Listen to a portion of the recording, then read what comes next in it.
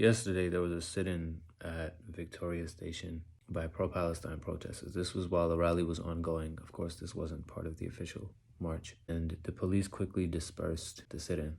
After the sit-in, there were a bunch of people sitting outside the Weatherspoons pub that was in the station. And there happened to be like a lot of protesters in the station. These people were not part of the sit-in. They just happened to be passing through the station. And the people outside the pub started to shout stuff at them and whatever, and it got a little tense. During all this, there was one guy who came into the pro-Palestine protesters and started talking to people. He said he wasn't with the group that was on the balcony shouting stuff, and he's arguing with these people.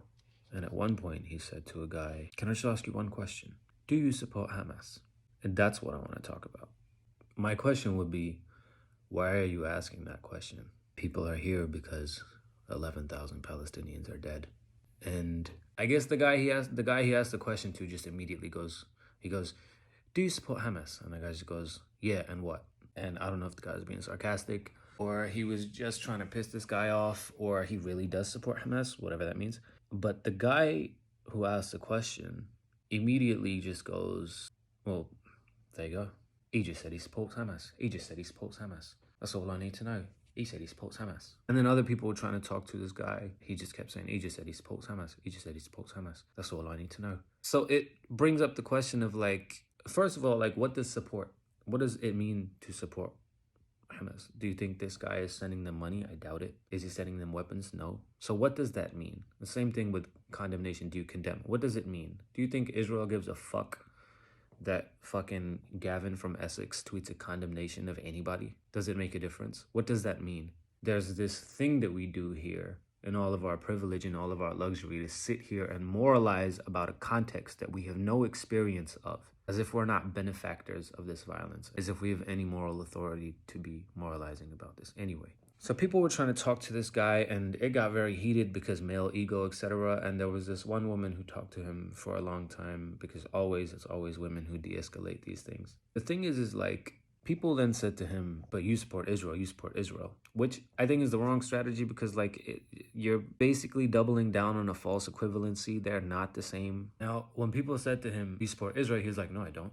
And the thing is okay, you don't support Israel. Do you support the Americans who've been documented as committing war crimes? The British Armed Forces, because this guy was wearing a poppy, so you support the British Armed Forces who've been documented as committing war crimes. The Ukrainians, Amnesty International reported that Ukrainians have committed war crimes. Ukrainian fighters have been using human shields.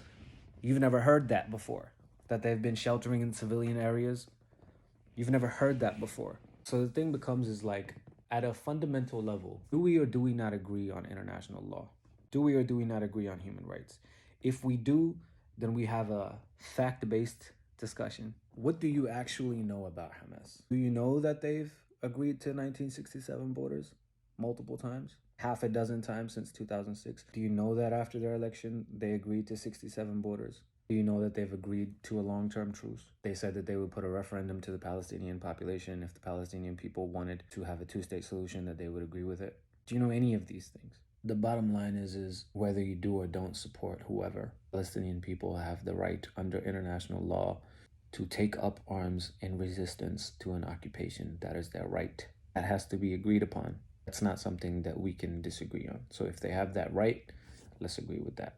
Then after that, you can take to account whoever. There are international bodies, investigative bodies that take acts of war and they hold people accountable. Sorry, this is the next day. My brain couldn't take it anymore. To continue. To take issue with up to 1 million people protesting for Palestinian civilians because you personally, on your personal morals, take issue with this imaginary conception that you have of what they are is ridiculous. And it's a ridiculous double standard, because let's hypothetically use your standard of whatever constitutes terrorism or whatever constitutes a violation of human rights. Then by that standard, the Israelis are 10 times, 100 times the terrorists that Hamas are. It's not a controversial statement. Let's look at what we know. We know that October 7 didn't happen in a vacuum. We know that prior to October 7, the Palestinians that were killed this year were numbering over 200. We know that the Palestinians have the right to armed resistance. We know that probably the vast majority of the people who broke through that border on October 7 have never been allowed to leave Gaza. They've lived in this small patch of land, in this concentration camp, open air prison, whatever you want to call it, for their entire existence. 70% of the people there are refugees or descendant of refugees from other parts of Palestine and what is now Israel. We know that on October 7, the number of deaths that have been confirmed by the Israelis is not 1,400. It's somewhere closer to 1,000 to 1,100. We've heard from Israeli reports from multiple witnesses that the Israelis opened fire more or less indiscriminately, that Israelis killed many Israeli hostages and many Israelis in the kibbutz. So we don't really have an accurate picture exactly of what happened, other than the narrative that's been given by the government and the IDF. But we know from witnesses, from people that were there, Israelis, that the Israelis shelled some of these places and that some, I don't know how many, Israelis were killed in the crossfire. And it's important to bear that in mind. It's important to bear in mind that we don't have independent verification or confirmation of exactly what happened and who did what. We know that 300 to 330-ish of those were military personnel. This is a ridiculous conversation, but if you want to talk about ratios, then that gives you a 30% ratio of military to non-combatant. In comparison, Israelis have killed probably over 11,000 by now. Between 95 to 90% of those are civilians. There's no metric, no moral metric under which there is even any kind of equivalency that you can have here. We know that in previous Israeli incursions on the Gaza Strip, the Israelis have targeted, again, this is not me, this is human rights reports, have targeted hospitals, have targeted schools, have targeted civilian areas, have targeted residential buildings. If you insist on moralizing, and I want to restate, to preach nonviolence and pacifism as a response to corrective violence or violent resistance, to a context that you are not in, to a context where you are not personally affected by the violence that this is a response to, is itself a form of violence, or at the least aiding and abetting or perpetuating violence. It is a ridiculous moral stance to take, because this guy said, I don't support Israel or Hamas. Said he just wants peace on all sides. That's a comfortable position to take, and you can feel great about yourself until the bombs are falling on you. And so this moralizing that we do here is ridiculous.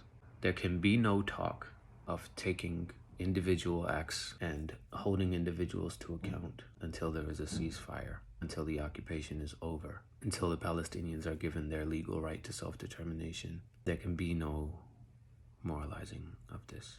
And once again, as far as the solidarity for the people in Gaza, London, and in the West in general, this is about the civilian population of Gaza, who constitute up to 99% or so of the people that have been killed.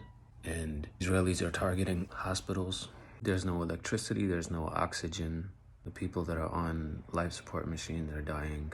Over 1 million people have been displaced, and this is in accordance with stated intentions of Israeli officials from the beginning. So to this gentleman who took issue with the Palestine protesters because he perceives all of them to be supporters of Hamas, I would just say this is not about your personal moral perspective.